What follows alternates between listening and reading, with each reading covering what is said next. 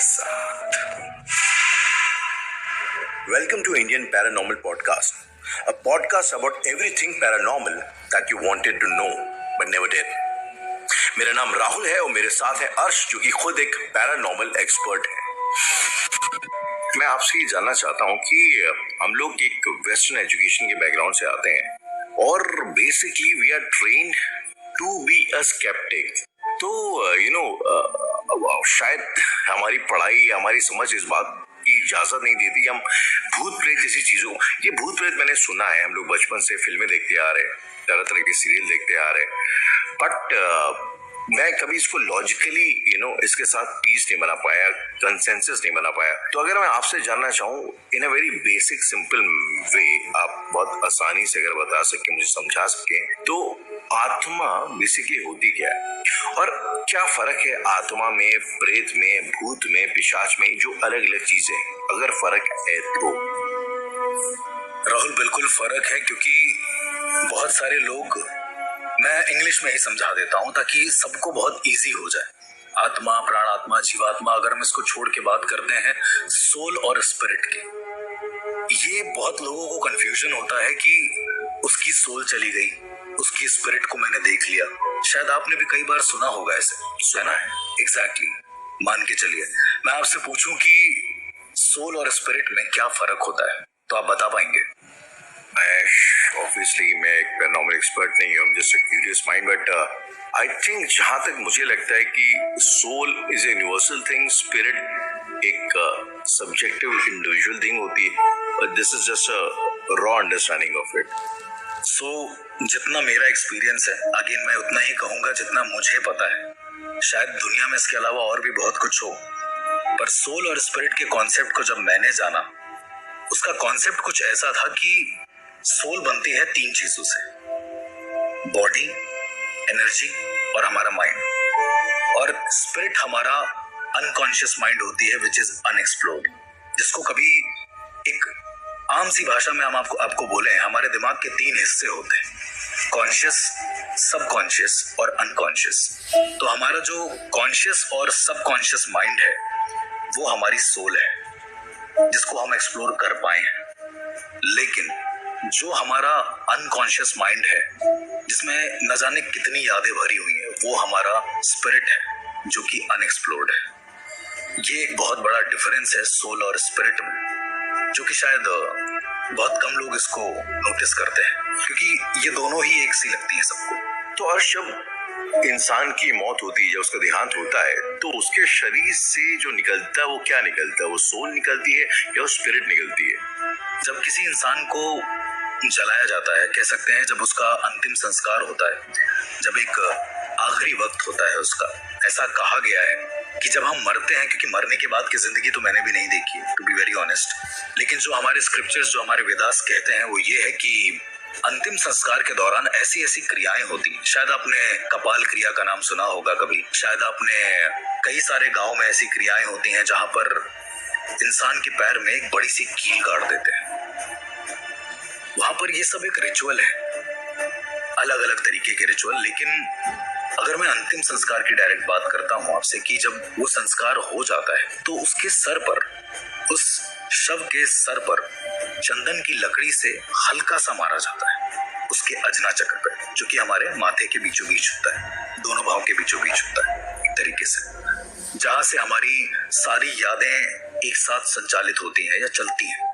वो इसलिए मारते हैं ताकि मेमोरी जो है, जो इंसान की मेमोरी है, उसने अपने पूरे जीवन में जो मेमोरी कलेक्ट करी है, वो मरने के बाद उसके साथ ना जाए। कमिंग टू द टॉपिक, जब इंसान मर जाता है, उसका शरीर तो जला दिया गया, राइट? मैंने सोल और स्पिरिट के कॉन्सेप्ट को आप याद रखिएगा कि शरीर तो जला दिया गया, माइंड भी जल गया, तो बॉडी और माइंड तो चले गए, बची क्या? Energy. Energy and spirit, right? ये 2 चीजें बचती हैं। एनर्जीज को कभी ना डिस्ट्रॉय किया जा सकता है, ना ही बनाया जा सकता है, वो बस एक फॉर्म ले सकती है, ये हम सबने सुना है। यही एनर्जीज जब प्रबल इच्छाओं के साथ खत्म होती, किसी इंसान की याद, जो अगर उसने कुछ सोच रखा है मन में और कोई एक प्रबल याद है उसके पास, और उस याद के जरिए ही वो मर गया, तो उसकी जो ऊर्जा है वो कोशिश करेगी एक फॉर्म लेने का, क्योंकि वो बहुत ज्यादा रेस्टलेस होगी, उसका शरीर नहीं है, उस ऊर्जा को जगह चाहिए। वो कोशिश करेगी कि वो उसी इंसान की फॉर्म ले ले जिसको हम कहते हैं हमने भूत देख लिया। तो ये कॉन्सेप्ट होता है भूत का। वो दरअसल एनर्जीज होती हैं जो अपनी झलकियां देती हैं, जो अपने होने का एक सबूत देती हैं। आपने कई बार सुना होगा जब किसी की डेथ हो जाती है तो आपने ये भी सुना होगा कि मुझे उनके जाने के बाद वो कई दिनों तक दिखे जी उसी बेड पर। अक्सर लोग कहते हैं एग्जैक्टली। और मैं उस टॉपिक को कट करता हूँ और सीधा आता हूँ स्पिरिट के टॉपिक पे। स्पिरिट इस दुनिया से जाती है, जैसा कि गरुड़ पुराण में भी कई सारी चीजें वर्णित हैं, लेकिन मैं गरुड़ पुराण के कॉन्टेक्स्ट को ज्यादा आगे नहीं रखूंगा क्योंकि मुझे नहीं पता है। स्पिरिट इस दुनिया से जाती है और वो चली जाती है, वो रुकती नहीं है। उसे जाने में जितना भी समय लगे। हाँ, अंतिम क्रिया के दौरान आपने देखा होगा कि पैर के अंगूठे में सूत का धागा बांधा जाता है। जब भी कोई मरता है तो उसके दोनों पैरों के अंगूठे बांध दिए जाते हैं और उसके बाद उस इंसान को जलाने के लिए ले जाया जाता है। तो अगर मैं आपसे कहूं कि वो स्पिरिट का, उस स्पिरिट का वो एक यम पाश होता है, वो एक पाश होता है जिसे यमदूत लगाते हैं। क्योंकि जब उस पाश को लगाया जाता है, हमारी आम दुनिया में जब उस धागे को अंगूठे से बांधा जाता है तो जो पंडित होता है, जो मंत्र पढ़ता है, वो यमदूतों को बुलाने का पड़ता है और इसके बाद ही स्पिरिट इस दुनिया से जाती है। फिर जैसा वर्णित है कि एक नदी क्रॉस करके जाना होता है, बहुत सारी प्रॉब्लम्स होती हैं, उसके बारे में फिर हम आगे बात करेंगे। पर बेसिकली सोल और स्पिरिट का कॉन्सेप्ट यही है। यहाँ पे ना बहुत बड़ा सवाल खड़ा होता है हर्ष की एक नॉर्मल सी अंडरस्टैंडिंग है कि हम लोग अकेले जिंदा जीव है नहीं इस दुनिया में। तमाम किस्म के जानवर है, तो जानवर मरता है और इसी मिट्टी में मिल जाता है। लेकिन जब हम इंसान मरते हैं, चाहे किसी भी धर्म का इंसान हो, जब इंसान मरता है तो उसमें तमाम किस्म की अंतिम क्रियाएं होती हैं। हमारे में हिंदुओं में अलग एक है, मुस्लिम्स में अलग है, क्रिश्चियनिटी में अलग है। तो अर्श ये जो अंतिम क्रियाएं होती है, अभी आपने जस्ट एक कपाल क्रिया का भी मेंशन किया था और अनफॉर्चुनेटली मैंने भी रिसेंटली घर में कुछ डेथ्स वगैरह देखी है जी। तो ये अंतिम जो क्रियाएं होती हैं, इनका क्या सिग्निफिकेंस है? अगर ये ना की जाए तो फिर उसका एक परिणाम क्या होता है, नतीजा क्या होता है? मेरे हिसाब से उसका परिणाम तो कुछ नहीं होता है, लेकिन कहते हैं कि हर एक चीज का एक प्रोसेस है। Everything is a process. जो भी हो रहा है वो एक प्रोसेस में है। मेरा सवाल इसी में एक एड ऑन और है हर्ष कि प्रोसेस है, आपने जिस बात बोली exactly. ये जो प्रोसेस है ये सिर्फ इंसान के इमोशनल सेंड ऑफ के लिए है कि इंसान क्योंकि भाई घर का कोई करीबी मरा है तो उसको अच्छा फेयरवेल दे, सिर्फ इसलिए है, या इन चीजों के कोई एग्जिस्टेंशियल मीनिंग भी है? एनर्जी से भी इसका कुछ लेना देना होता है? एनर्जी से बिल्कुल लेना होता है। उसका एक सबसे बड़ा उदाहरण जब आप देखते हैं कि अंतिम क्रिया बड़े ही तरीके से की जाती है। बहुत सारे लोग कहते हैं कि अगर आप तरीके से नहीं करेंगे तो वो भटकेंगे, बहुत सारी बातें अलग अलग तरीके की। और आप अगर आम जिंदगी में उसी चीज को देखें, उदाहरण के तौर पे मुंडन तो आम इंसानों का भी होता है, राइट? कोई भी इंसान को अगर बाल में दिक्कत है, उसने मुंडन करा लिया, इट्स ओके। पर वही मुंडन अंतिम संस्कार के दौरान भी होता है। वही मुंडन जब एक बच्चा पैदा होता है उसके 1.5 साल के बाद भी होता है।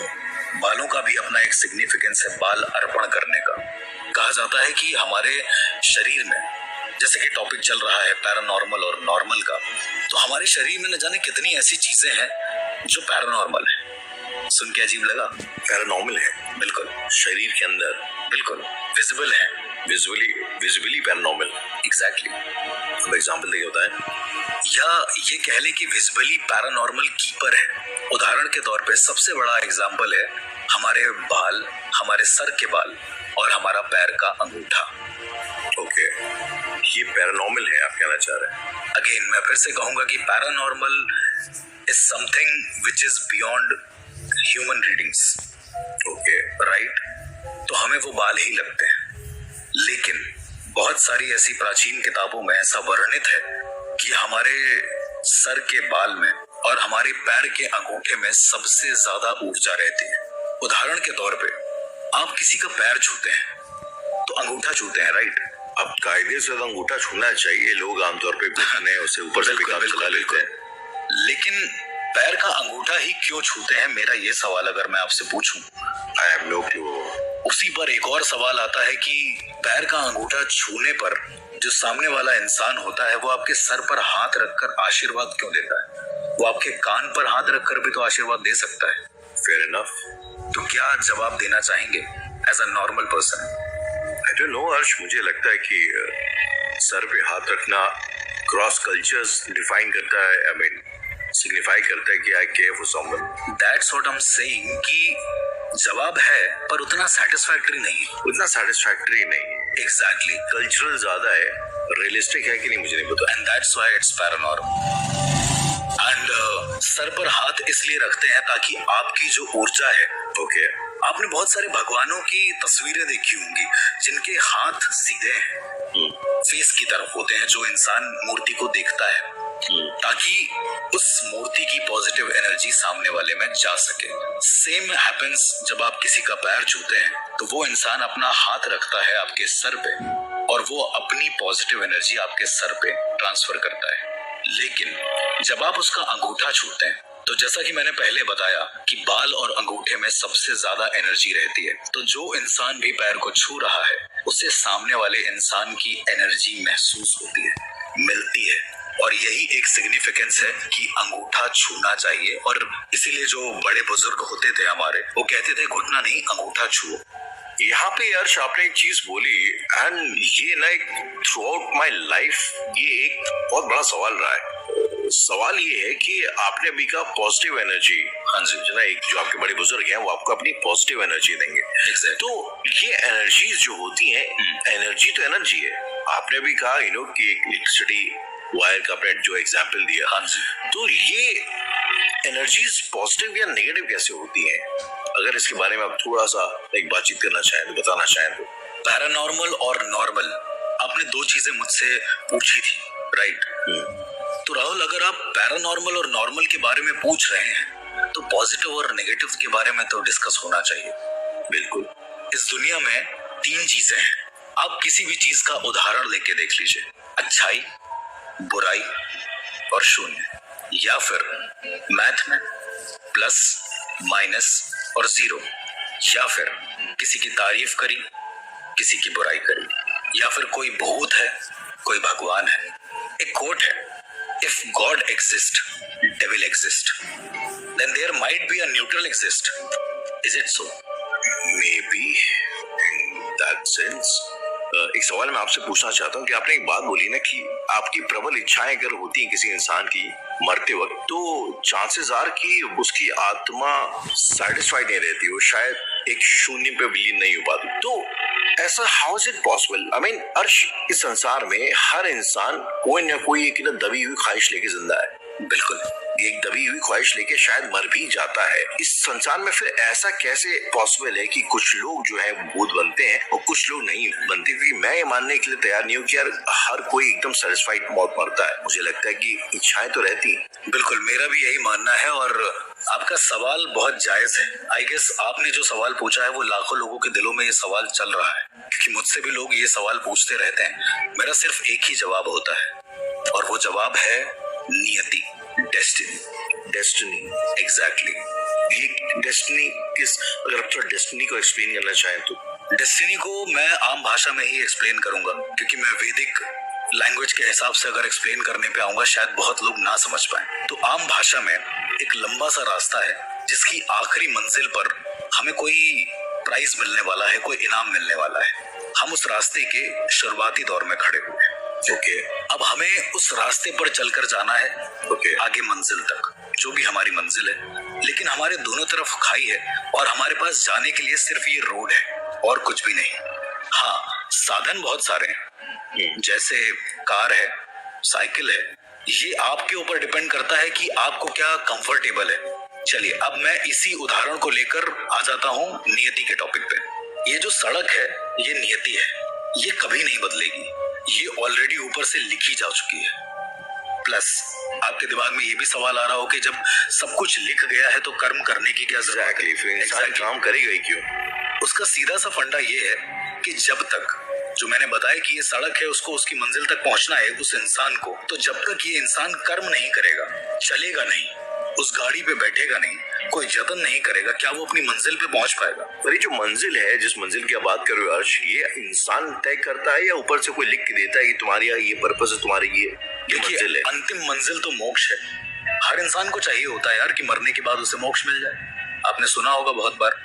तो मेरा सिर्फ इतना कहना है कि ये जो नियति है ये तय है, लेकिन कर्म हमें करना चाहिए सो दैट उस नियति की सड़क पर हम बड़े आराम से जा सकें। हम गिरेंगे, हम उठेंगे, हम फिर चलेंगे, लेकिन चलना कभी रुकता नहीं है। आपने देखा होगा जिंदगी कभी किसी के लिए रुकती नहीं है। ऊर्जाओं का भी कुछ ऐसा ही सिनेरियो है, और यही डिफरेंस है पैरानॉर्मल और नॉर्मल।